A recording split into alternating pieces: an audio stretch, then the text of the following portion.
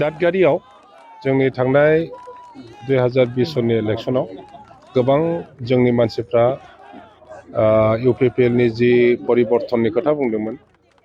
आरो बायदिसिना सुबिदा होनायनि खोथा बुंदोंमोन जेरैहाय सेल्फ हेल्प ग्रुपफोरनो फैसा होगोन न'खर न'खर साख्रि होगोन फैसा रानगोन बेफोरबायदि बुंनायाव गोबाङा इउपिपिएलनो भट होदोंमोन दा 3 बोसोर थांनायनि उनाव बिथांमोनहा नुबाय इउपिपिएलआ बे ओनसोलाव खामानि मावनायनि जेबो आसनिखौनो लायाखै आरो रायजो राजाफोरजों मोजां सम्पर्क गैया गावसिनि मोननाय मोनैखौल' लानानै बेस्थ' जायो बिनि चेयारमेन बिनि मेम्बारफ्रा नोंनि PMAY-निफ्राय खेबनै खेबथाम फैसा लाबाय रेशन कार्ड बानायब्लाबो फैसा लायो आरो जब कार्ड बानायनो होनब्लाबो फैसा लायो माने सब फिसा फिसौ साख्रि माबानिफ्रायनो माबा मोनसे सार्टिफिकेट बिहैब्लाबो फैसासो बिग्रोयो बेफोरनि थाखाय अतिस्थ जाबाय रायजो राजाफ्रा दा ओंखायनो BPF-आव दैदेनगिरिफ्रा जइन जाफैदों बिथांमोनहा बे ओनसोलाव इउपिपिएलनि जानानै थैथाब थांथाब खामानि मावनायमोन कमल बसुमतारी होननाय सासे बियो एबसुनि प्रेसिडेन्टबोमोन आरो बेजों लोगोसे गोबां दैदेनगिरि बिथांमोना फैदों आरो जायफ्रा दिनै फैनो हायाखै 1 माससोनि उनाव फैगोन गेरेंगा बिथाङा माखासे खोथा नोंथांमोननि सायाव बुंबाय थानायखौ नुनो मोनदों नोंथांमोनखौ इउपिपिएल दलाव हाबगोन होननानै बेसेबां सैथो बेनि उत्तरखौ जोंहा MLA रबिराम नार्जारिया अलरेडि होबाय आं आरो बिनि सायाव बुंफिननोबो लुबैयाखै आं दहाय रायजो राजाफोरजों रायज्लायनायाव बे खोथाखौनो बुंदों जे रबिराम नार्जारिया बिथांखौ बुंबाय जे बिनि खर'आ बेलेन्सआव दंना गैया जुदि ओरैबायदि नुयो जे बिथांनो ट्रिटमेन्टनि प्रयोजन दं गतिके सोरबा साइकियाट्रिस्टनाव थांनाया प्रयोजन दङ बे खोथाखौ रबिराम नार्जारि MLA स्वयं बिथांखौ बुंबाय आंखौ आगोलावनो बुंग्रोदों पर्बतजरायाव जे गावलायनो पर्बतजरायाव इउपिपिएलनि जानाय दारायसिगोन आरो आंनो चिरां दुवार समस्तिखौ हगारलांसिगोन आंलायनो इउपिपिएलनि केन्डिडेट जानानै दारायगोन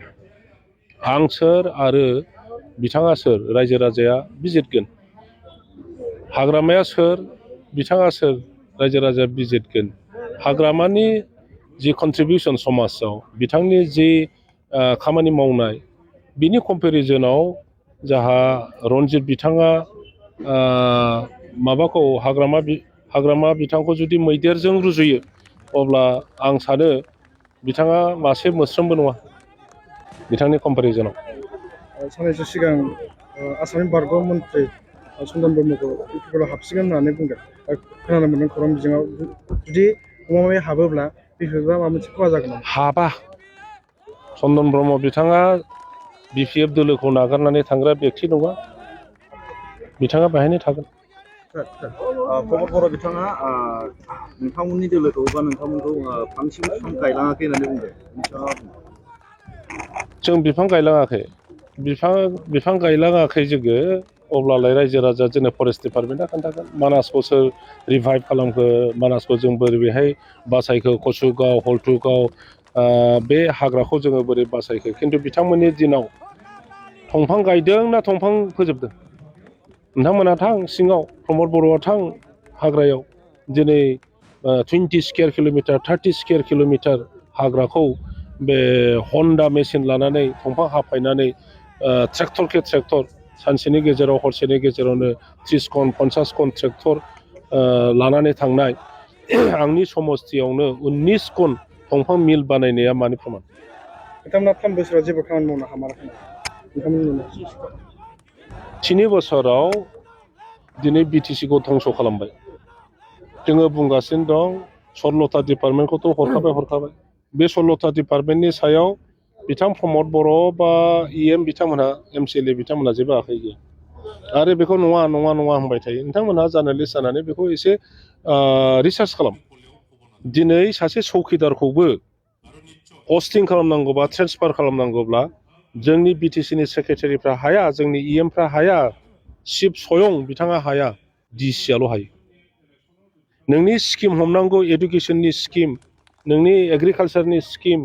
नोंनि हेल्थनि स्किम DC-नि बादै रावबो हाया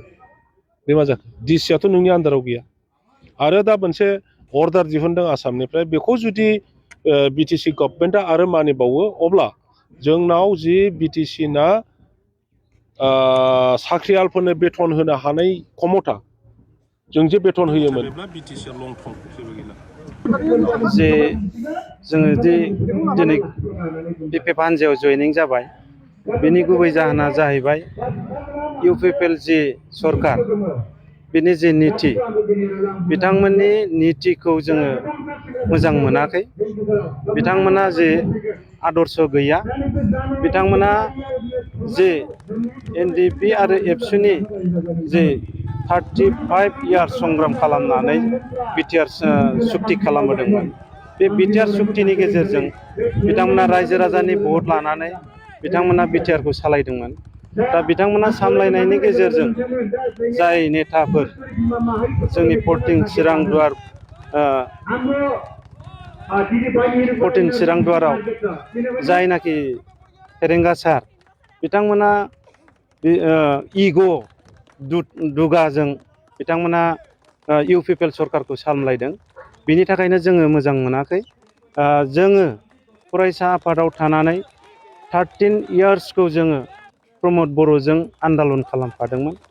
बे आन्दालन खालामबोनायनि गेजेराव जोङो नुबोबाय जे बिटिआर सुक्तिखौ थांनाय 2020 मायथाइनि 27 जानुवारियाव जेरैबायदि सुक्ति खालामबाय बे सुक्तिनि गेजेरजोंनो बिथांमोना जेरैबायदि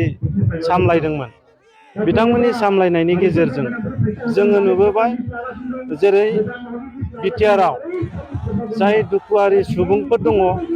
जायफोर न'खरफ्रा मुंख्लं जानानै मुंख्लङैनो दङ जाय बन दाननानै जाग्रा बे बन दाननानै जानानै दङ